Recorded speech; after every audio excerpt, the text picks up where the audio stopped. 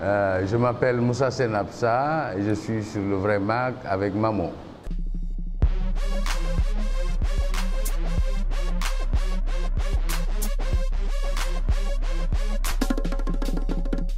C'est Moussa Senapsa, je suis cinéaste. J'aime écrire aussi, j'aime produire, j'aime peindre. Je suis un touche-à-tout un peu, mais comme j'ai l'habitude de dire, c'est comme si on demandait à un oiseau est-ce qu'il ne sait que voler. Un oiseau, il marche, un oiseau, il court, un oiseau, il saute, mais un oiseau, il vole aussi.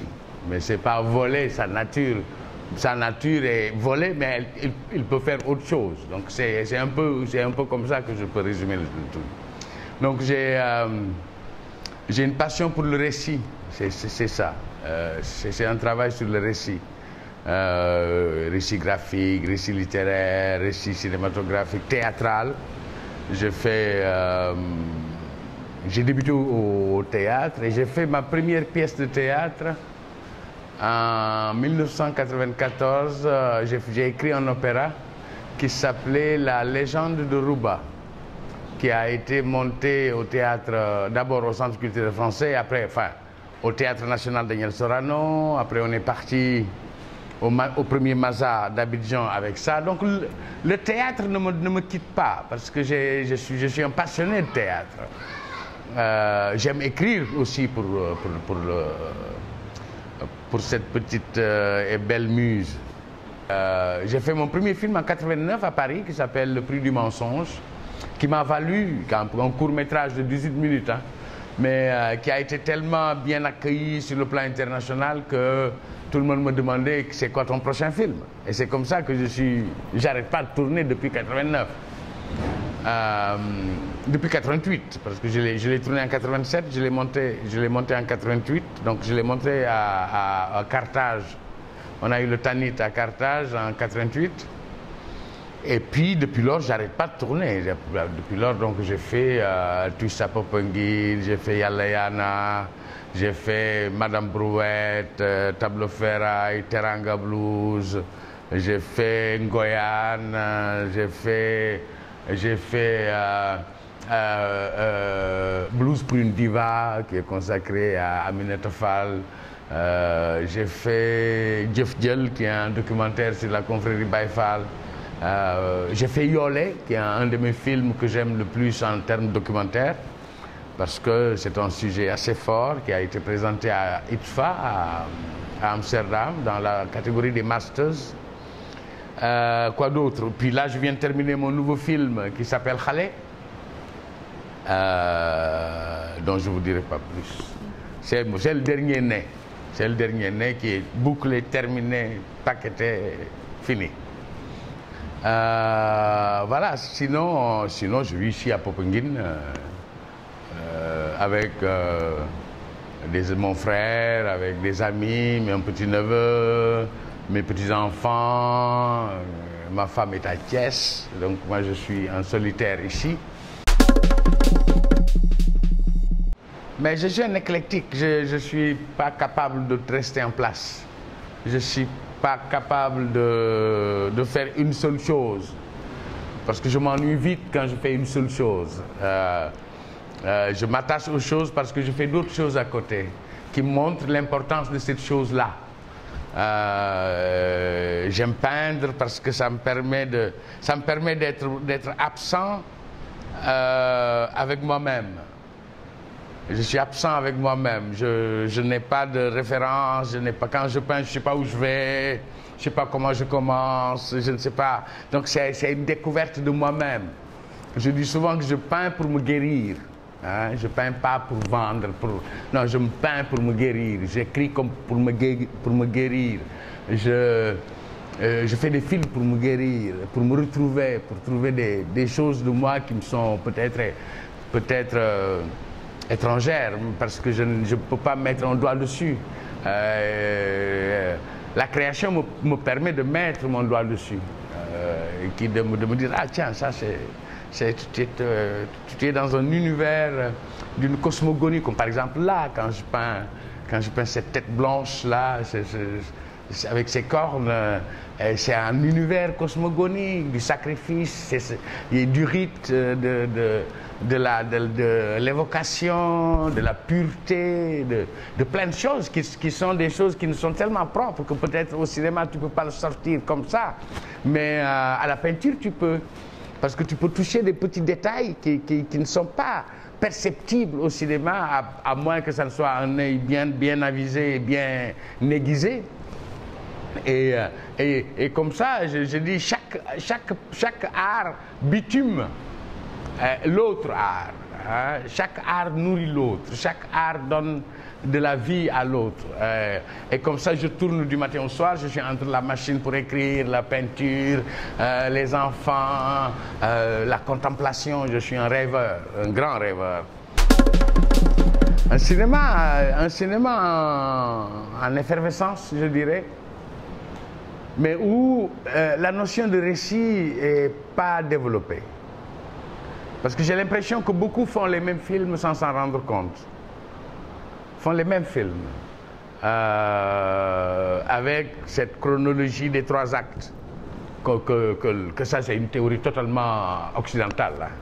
Pour moi, la théorie des 3 actes, ça n'existe pas dans notre façon de faire. Non, ça n'existe pas. C'est pas ça, je peux défier tout le monde entier. Et tout mon travail sur le cinéma, parce que j'ai enseigné pendant 3 ans à la Barbade, à Cuba, à Chicago. Le thème de mon travail, c'est sur le récit. Nous n'avons pas les mêmes récits. Nous ne racontons pas les mêmes histoires que les autres. Nous ne sommes pas pareils. Nous sommes d'extraction orale. Nous avons des fondamentaux qui ne sont pas les fondamentaux des autres. Moi, je suis né dans une famille polygame, où un homme avec 4 femmes, avec une marmaille de machin. Donc, je n'ai pas évolué de la même manière. Et les récits que j'entendais et l'univers dans lequel je baignais n'est pas le même univers que les autres. Donc ça, ce sont mes fondamentaux. Et mes fondamentaux me rappellent que l'histoire, elle est cyclique. L'histoire n'est pas linéaire. Il n'y a pas de linéarité dans notre façon de raconter. Les gens te disent, ah oui, il est mort. Qui? Mais l'autre là, qui habite là, le coin à Fass Mbao là. Qui? Non, le mari de l'autre. Et puis, non, Mamadou. Mamadou vient à la fin. Tu comprends? Parce qu'on ne veut pas dire la mauvaise nouvelle tout de suite pour éviter le choc. Donc on amène la nouvelle petit à petit pour que ça soit beaucoup plus digeste. Donc on n'est pas linéaire. Donc ça c'est le gros problème des récits de la jeune génération, qui sont des récits très codifiés, avec des méthodes à la Hollywood ou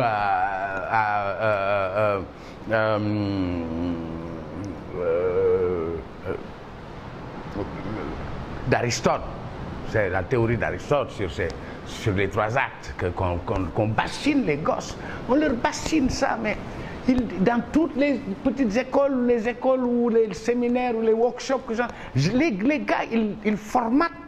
Je dis, vous ne les formez pas, vous les déformez. Parce que vous ne les aidez pas à avoir un regard. Vous ne les aidez pas à développer la chose la plus essentielle qui est à l'intérieur d'eux-mêmes, qu'ils ont peur d'atteindre, parce qu'ils ne se connaissent pas. Aider un cinéaste, c'est d'abord l'aider à se découvrir, aider à savoir c'est qui cet artiste-là.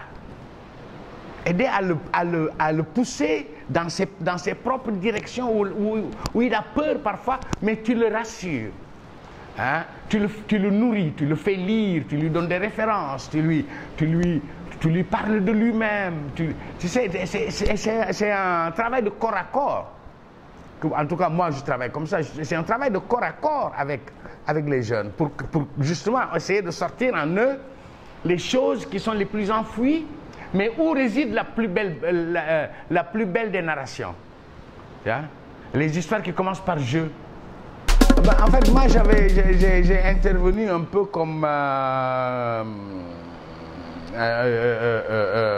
une personne transversale. C'est pas que la mode, mais c'est aussi toujours sur les récits, sur comment...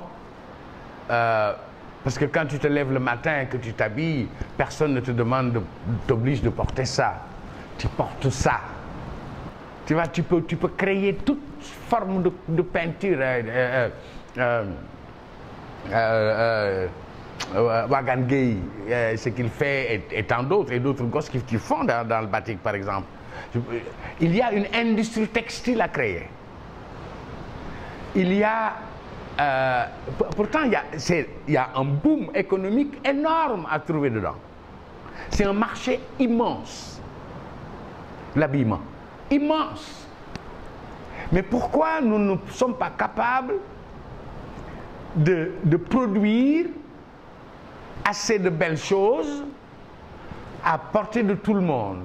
Parce qu'il y a le Fogidjaï, il y a tous ces habits de seconde main là qu'on nous balance par conteneur, la chemise à 100 francs, le pantalon à 400 francs, le machin, ça tue. Donc la première des choses à faire, c'est de stopper la friperie. Pourtant, quand j'étais jeune, ça m'a bien arrangé. Parce que ça ne coûte rien, tu vas à Colobane, tu as 1000 francs, tu as pantalon, chemise et machin. Mais ça ne développe pas un pays. Ça ne développe pas l'esprit créatif. Les tailleurs sont complètement... mon grand frère est tailleur, il ne travaille plus. Les menuisiers, pareil. Donc il y a un travail à faire sur le cheminement de la mode. Mais quand je vois ce que fait Rose Samb, par exemple, tu vois, ça c'est beau. Quand je vois ce que fait Maguette Gueye, quand je vois ce que fait Al Gueye, et tant d'autres qui sont vraiment des gens, c'est l'Irabican, qui sont tellement dans un univers de plastique. J'ai posté un jour sur un truc d'Al Gueye en disant que la beauté est sénégalaise, la beauté nous appartient. Parce qu'il y a tellement de beauté dans ce pays. Il y a tellement de beauté, c'est partout, la beauté est partout. Donc c'est juste l'habiller, tu vois. C'est pas une question de coût, de prix. C'est juste une question de matière et de... Moi j'aime quand les gens s'habillent de choses très simples. Une cotonnade. Et puis ça y est. Et ça, cet esprit-là, qu'on retrouve dans les... Bizarrement, on retrouve beaucoup de belles choses dans les confréries. Les mourites, par exemple, leur manière de s'habiller. Tu vois, ils ont un côté majestueux, un côté traditionnel, avec le bailat, avec le... Donc il y a des formes qui sont là, qui sont des formes traditionnelles que nos ancêtres portaient et qu'il faut remettre au goût du jour, parce que si nos ancêtres portaient ça, il y avait une bonne raison. Parce que eux, ils pouvaient travailler avec ça, l'enlever et aller à la belle cérémonie, se laver et porter quelque chose. Peut-être ils en ont deux, mais à chaque fois qu'ils le portent, c'est la fête. Au Sénégal, ce qui me retient le plus, vraiment, que j'aime du Sénégal, c'est le verbe. Le verbe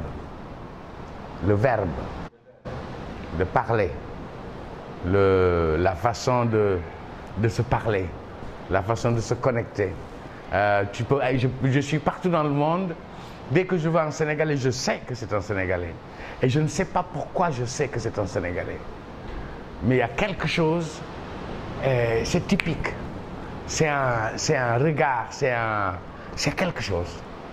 Les gens me disent, mais comment tu les reconnais? Je dis, mais je ne sais pas. Mais je sais que lui, c'est un Sénégalais. il y a quelque chose d'organique. Donc pour moi, c'est le verbe, c'est la manière de parler, c'est la manière d'être, c'est aussi le côté boule falé. Tu vois, et malgré tous les problèmes, il garde le sourire. Tu vois, c'est plein de choses comme ça qui me retiennent dans ce pays, qui m'attachent à ce pays. Malgré tous les autres problèmes, évidemment, qu'on a, mais à ce côté de vie commune. Senghor disait, comment vouloir de vie commune? C'est notre façon de nous connecter, notre façon de nous...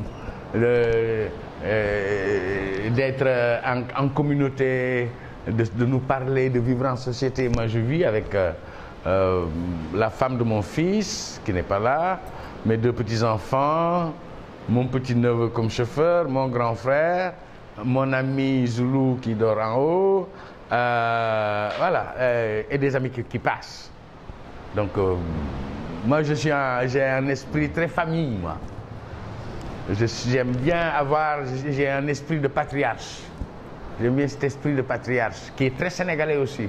C'est-à-dire avoir ses petits-enfants autour, pas une vie individualiste où chacun est dans son petit coin, son appartement.